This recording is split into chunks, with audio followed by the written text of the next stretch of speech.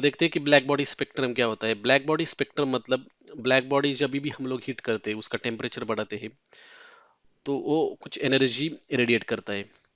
और जब energy radiate करता है तो इलेक्ट्रोमैग्नेटिक रेडिएशन का जो ग्राफ बनता है, उसी को बोलते हैं हम लोग ब्लैक बॉडी स्पेक्ट्रम।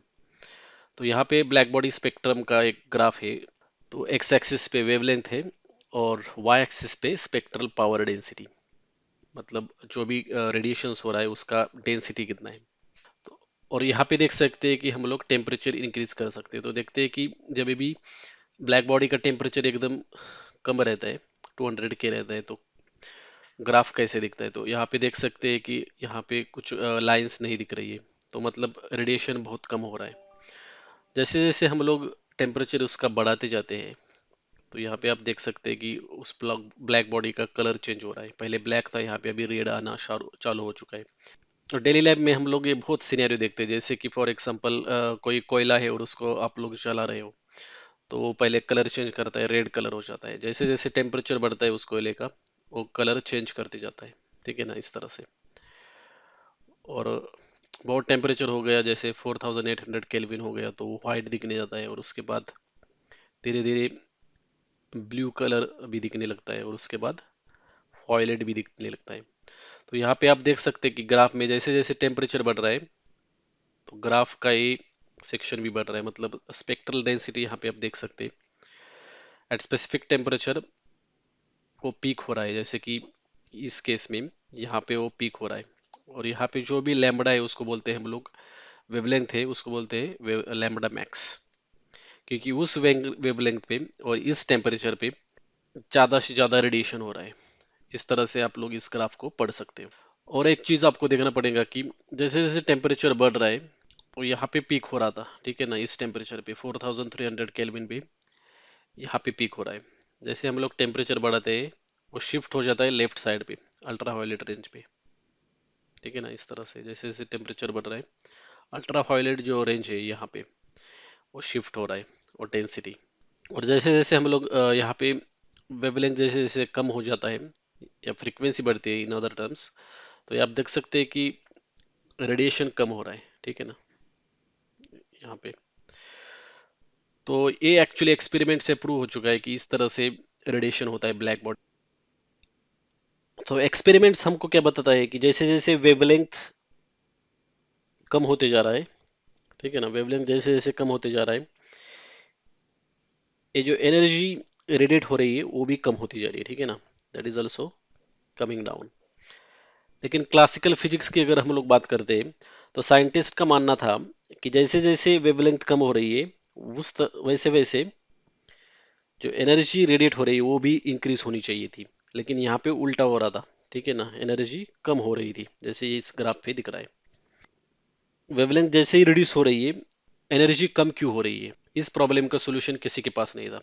हर एक साइंटिस्ट का मानना था कि जो एनर्जी रेडिएट हो रही है वो इंक्रीज होनी चाहिए थी, जैसे जैसे वेवलेंथ कम हो रहा है।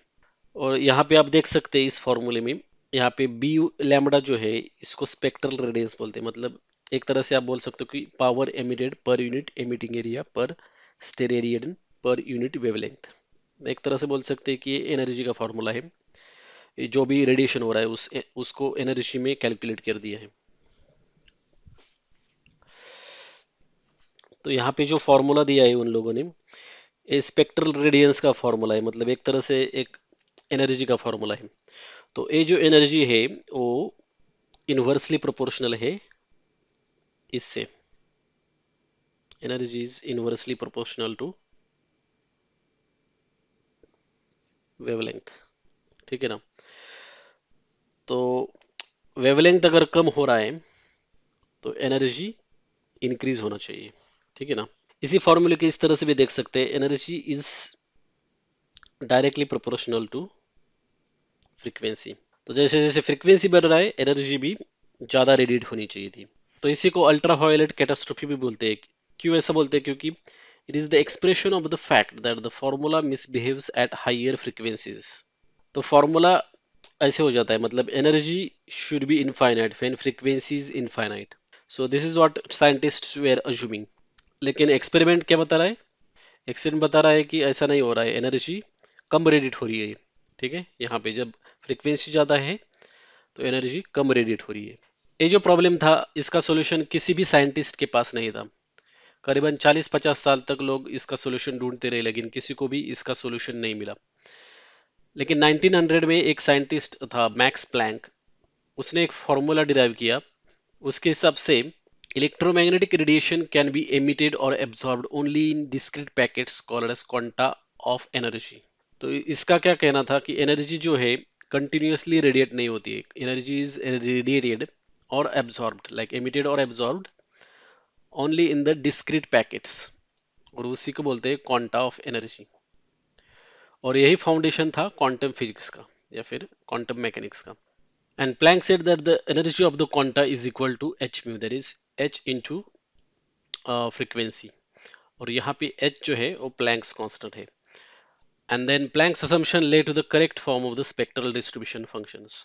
उसने एक फंक्शन भी डिराइव कर दिया जो स्पेक्ट्रल डेंसिटी का था, और उसने एक नया फंक्शन दे दिया, और वो जो फंक्शन है और जो एक्सपेरिमेंट दिखा रहा था उसको मैच कर रहा था। तो इसने एक फॉर्मूला दिया था, लेकिन इसको एक्सपेरिमेंट से अब तक प्रूव नहीं किया गया था।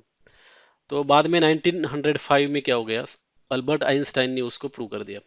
तो यहाँ पे आप देख सकते हैं, Albert Einstein in 1905 solve the problem by postulating that Planck's quanta were real physical particles what we now call photons. तो उसने क्या बताया, जो क्वांटा की बात कर रहा था प्लैंक, वो एक्चुअली फिजिकल पार्टिकल से, फोटोन से, ठीक है, and it's not just a mathematical fiction. They modify the statistical mechanics in the style of Boltzmann to an ensemble of photons. Einstein's photon had an energy proportional to its frequency and also explain an unpublished law of Stokes and the photoelectric effect. This published postulate was specifically cited by the Nobel Prize in Physics Committee in their decision to award the prize for 1921 to Einstein. तो Einstein को 1921 में Nobel prize मिला था, तो इसी के लिए मिला था एक्चुअली।